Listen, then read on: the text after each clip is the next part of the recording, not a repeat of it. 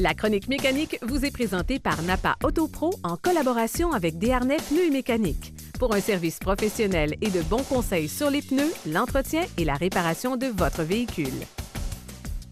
Salut Jean-Guy. Salut Daniel. Alors cette semaine, on s'attarde système de frein, suspension.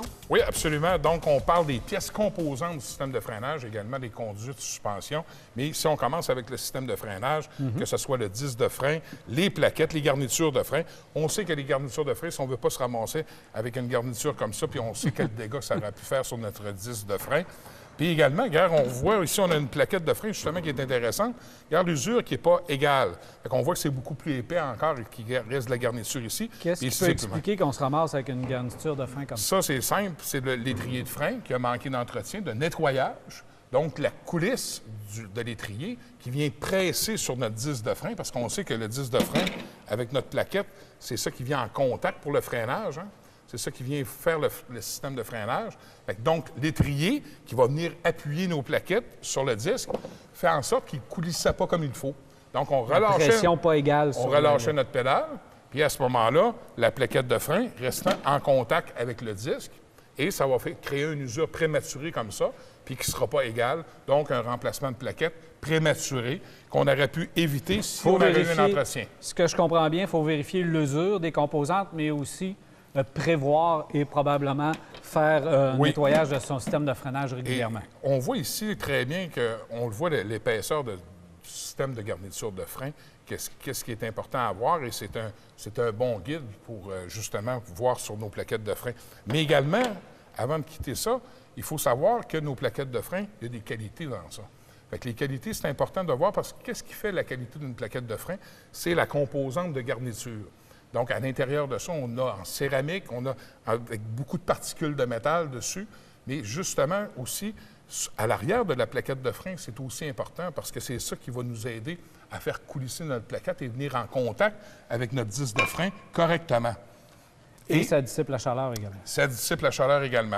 Le disque de frein également aussi, la qualité du nettoyage. Parce que si on a de la rouille qui s'est accumulée sur le disque de frein, ça va faire deux choses qui vont être importantes. Tous les endroits où ce que c'est pas miroir, c'est pas nickel, c'est pas clean comme il faut, ça fait en sorte qu'on n'a pas de friction qui va s'appuyer avec notre plaquette et c'est des forces de freinage qu'on perd. On sait qu'un véhicule, normalement, 60, 70, 75, 80 de notre système de force de freinage va venir des roues avant, parce qu'on sait que le poids est beaucoup plus présent en avant, et 15-20 en arrière. Mais le 15-20 en arrière, si on ne l'a pas, ça fait toute une différence. On va hypothéquer, on va solliciter davantage nos freins avant.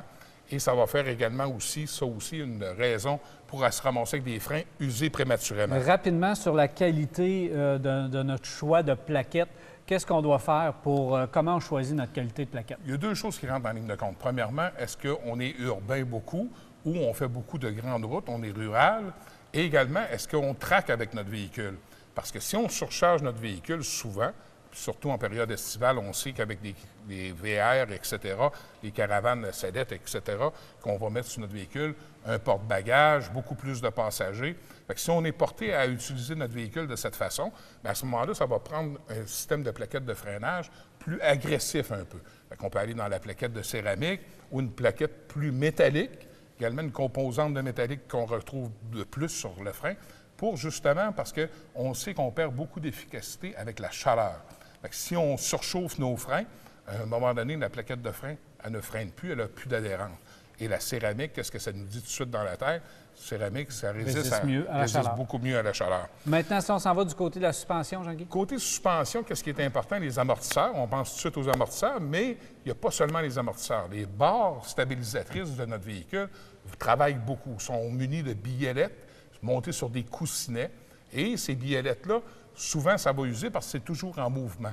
Fait que la barre stabilisatrice, c'est une chose, mais les billelettes avec les soufflets de caoutchouc qui composent notre stabilité de notre véhicule fait en sorte que c'est important que ça soit vérifié et qu'on n'ait pas de jeu là-dessus parce que, encore là, la stabilité de notre véhicule, quand on a des vents latéraux dans l'appui, etc., qu'on a de mauvaises routes également qu'on se trouve à trouver sur notre chemin, bien, ça fait en sorte que notre véhicule va avoir un comportement qui va être plus difficile à garder notre véhicule dans la bonne trajectoire et plus tannant, plus dur, plus fatigant à conduire aussi sur notre véhicule. Fait que toutes ces pièces-là se doivent d'être vérifiées à temps avant de prendre la route et d'un long déplacement. Également, un mot aussi sur le système d'échappement. Le système d'échappement, si on a des fuites le moindrement, on sait que nos véhicules, 85 de nos véhicules ont le système de climatisation, donc les vitres sont fermées dans l'habitacle. Et si on a des fuites d'échappement, le gaz, le monoxyde de carbone peut monter à l'intérieur de l'habitacle et puis peut nous occasionner des maux de tête. Donc, c'est important que ça soit vérifié, que le système soit bien étanche, bien ancré aussi. C'est les ancrages que j'avais parlé, parce que c'est là que c'est important au niveau du système. C'est de là que ça commence. Hein. Si on a des ancrages qu'on a négligé de remplacer, et beaucoup de véhicules, maintenant, c'est des ancrages en caoutchouc, donc ça use à la longue, et surtout après un hiver, c'est bon de faire une bonne inspection parce que ça a été pris dans la glace, etc. Donc, souvent, on peut avoir un ancrage qui manque, et si on est négligent le moindrement, le système force, le système d'échappement va s'affaisser. Et qu'est-ce que ça va faire? C'est que les joints, à ce moment-là, vont travailler beaucoup plus fort et on va avoir des fuites d'échappement à ce niveau-là. C'est important.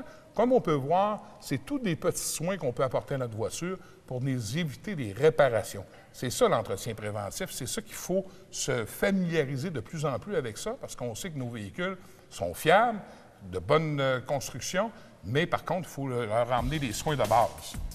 Sur ces sages paroles, on va s'arrêter. Merci Jean-Guy. Au plaisir.